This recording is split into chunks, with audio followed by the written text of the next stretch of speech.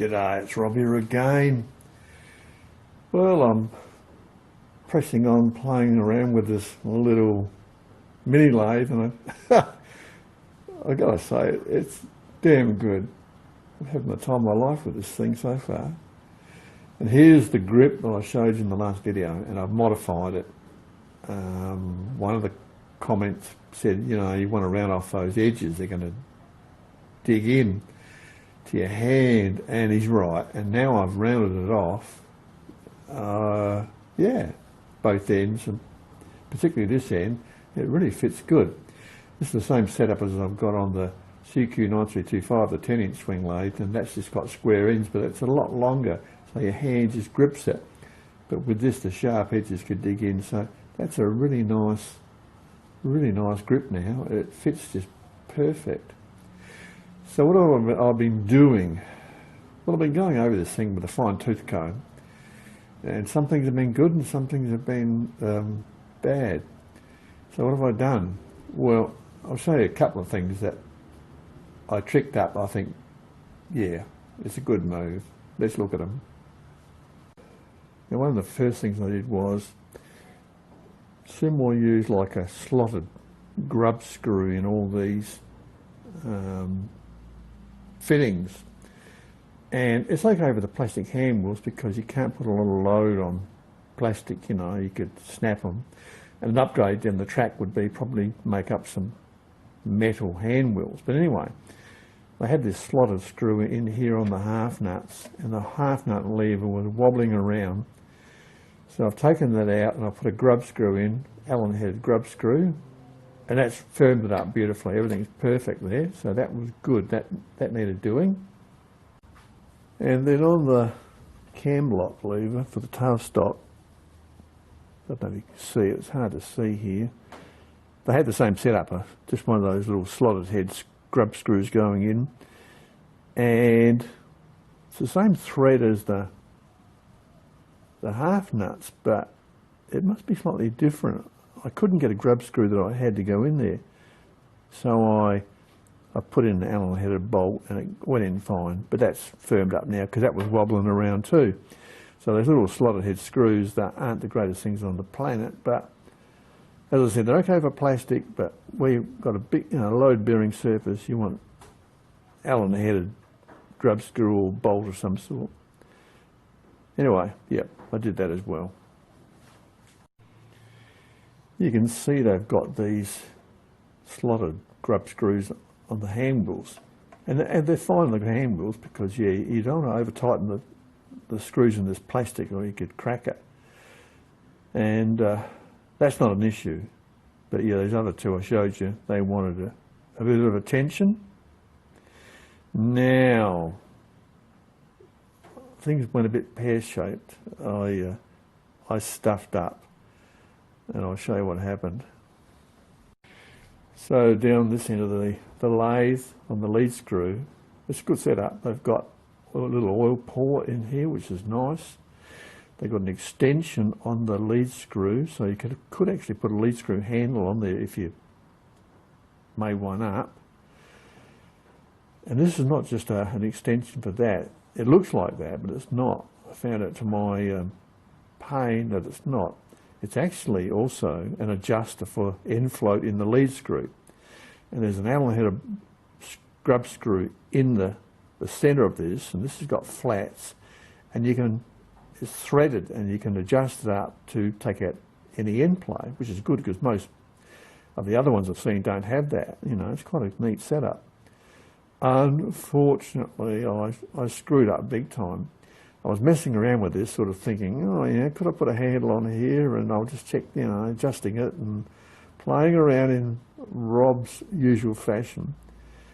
And I turned on the lathe at low speed just to see how it was, pulling in. Unfortunately, I did it with the lathe driving towards the headstock. And what instantly happened is it screwed this adjuster up hard against this block and seized the whole thing up, blocked up the lathe, and yep, I snapped a tooth off one of the change gears. What a dumbass. I was so pissed off. if you ever do this, play around with this, make sure you get the lead screw in reverse, and that can't happen. The worst thing that happens is it will unscrew the adjuster. But if you have it on feed towards the chuck, it's a disaster waiting to happen for dummies like me, you know, like, yeah. Because you don't think of these things. You think, oh yeah, it'll just turn around. Didn't think it would grip and bind and drag itself in. So I screwed up on that. Anyway, let's look at the damage.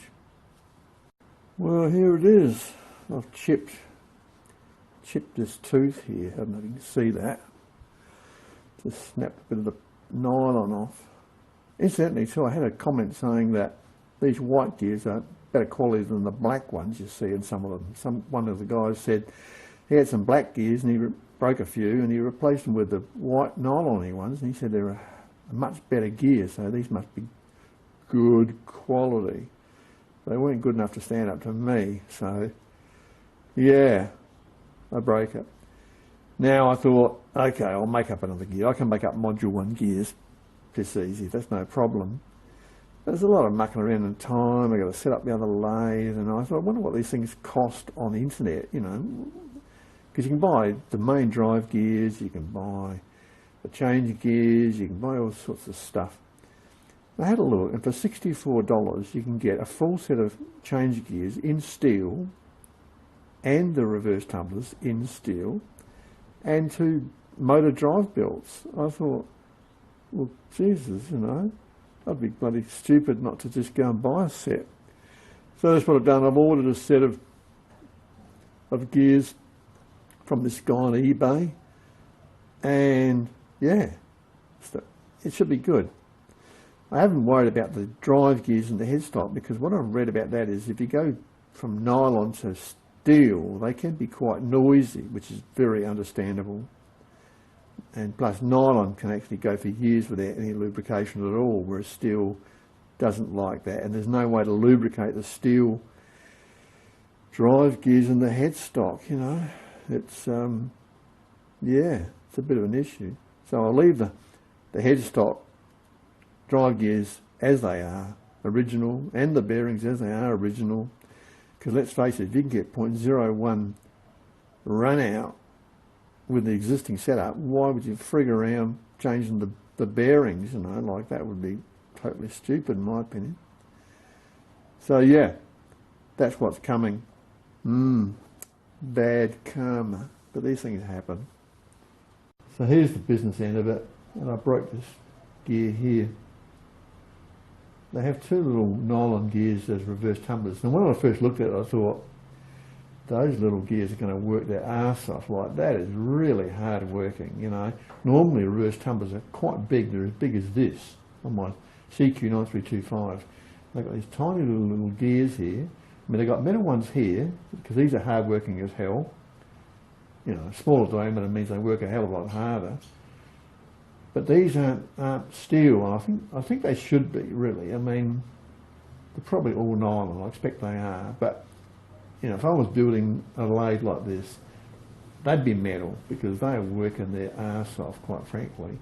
And you've still got that shear ability with these gears. See, the problem with these lathes is there's no provision for a shear pin on the lead screw. So if you have all metal gears, and you get carriage crash or something serious happens, something nasty is going to happen. Something's going to break, because you've got to have a shear pin. You know, you've got to have some sort of a release. It's better to destroy a few teeth on a gear than break, you know, your housings or your levers, or I mean, it could do serious shit to your lathe. And so even when I get this set of replacement gears, I will still leave at least one of these gears in place, and I might even just swap out that one gear and leave them all in place, because when you think about it, if they do the job, why change them? And they're going to be quieter than steel for sure. You know, nylon will be a hell of a lot quieter. So I might just have the gears there, just stick them in the drawer, just change them out as I need to, you know. I mean, yeah, it's the obvious thing to do, I think. But anyway, yeah, Rob screwed up. But that's not entirely unusual. Okay, moving on. So what else have I done to this baby? Well, I've taken that damn cover off for a start. This is the safety switch. And I've taken that plastic cover off because it's a pain in the butt, quite frankly. I took it off the CQ9325. They had one here and they had one on the tool post as well, believe it or not. You know, I mean, I don't know why they stick this stuff on. But anyway, like health and safety, I suppose it's all about. And yeah, but they do get in the way, those covers. And I've left the switch there because if I ever do sell this, and I probably will down the track because I've got so many lathes, I really don't need one this size. And I'd hate to get rid of the shear line because that's just in a class of its own. So anyway, I've taken the cover off, left the switch there. You can still get the chuck key in quite nicely. It's no big deal. I may extend this cover out further because it actually can do it. You know, I'm right up against the jaws here and I've got stacks of room left. So I could bring that out probably half as far again and it would do an even better job of keeping the crap off the bed, off the ways and the lead screw and everything else. So maybe in the track, I'll use it a bit first and just see how I get on. But so far I'm really liking this thing. I mean, it's really, it's a good package. It's a really good beginner's package. And yeah, get my new gears and really put it to work and see how she goes. Anyway, that's it from me. I hope we'll have a Merry Christmas and Happy New Year. And yeah, it's all good stuff. Okay, see you next time. Cheers.